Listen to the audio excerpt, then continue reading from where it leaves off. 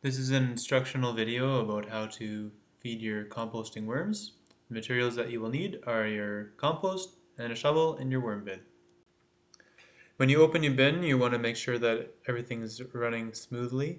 So have a look at the walls and make sure there are no worms crawling around on the walls. That would be a sign that they're not happy down below. Also make sure there are no flies.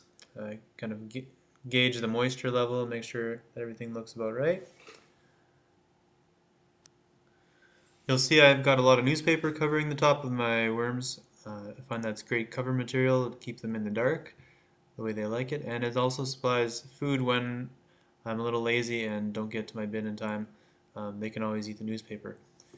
This bin I actually started with only newspaper, so I know the worms are used to eating it, and everything in here underneath the newspaper is just worm castings, so I don't have to filter out old soil or anything. I just get 100% worm castings from this bin.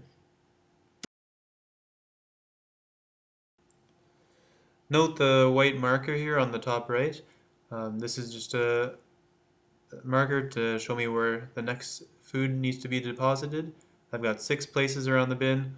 I just rotate in a clockwise fashion and keep things straight. And the worms just follow the food around the bin in cycles. Works pretty smoothly. Another thing I like to do is dig up the deposit from a week earlier and check on the worms there. This is a good way to learn what the worms like to eat and what they don't. And it also is a good indicator of how much your population is growing in the bin. This photo shows just after I've cleared away a hole where the marker was, and I'm getting ready to deposit the food for this week. I've just moved the marker to the next spot already, and I want to make sure I get right down to the bottom so that it's easy to cover up this food once I've got it in there. So now I've just put in the food for the week. This week's deposit consists of a bunch of apples as usual. There's some peppers in there, some squash. They really like the mushy stuff. Drier, harder things like potatoes and carrot tops, onion shells, they'll generally avoid for quite some time, but you can still throw it in. I found everything that I put in there, they end up eating at some point, so don't hold back. You should, however, avoid a few things. Meat is one, cheese, dairy products are another, oily, fatty products another. All kinds of baked goods, though, are fine. I've put in old muffins, any kinds of breaded products like that are just fine.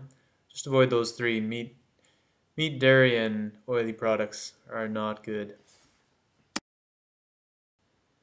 Here I have just covered up the deposit with other castings in the bin.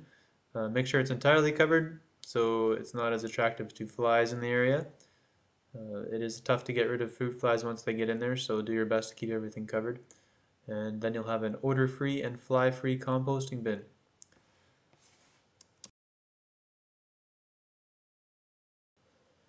And the last step here is just to cover everything with newspaper. This is a great way to control the moisture levels in the bin. If your bin is too wet, add more strips of newspaper. If your bin is too dry, stop adding newspaper for a while, and everything will balance out eventually because there's lots of moisture in your food. And again, another reason for the newspaper is that it can be food for the worms. They don't mind eating it, so you might as well have that food readily available for them. So if you go on a holiday or something and forget about your worms, they'll be fine. They'll just eat the newspaper. So that's all there is to feeding your worms. Remember to cover your deposits with soil to keep those flies away. Use newspaper to control the moisture levels in the bin. And keep your worms happy by feeding them food they like. Enjoy!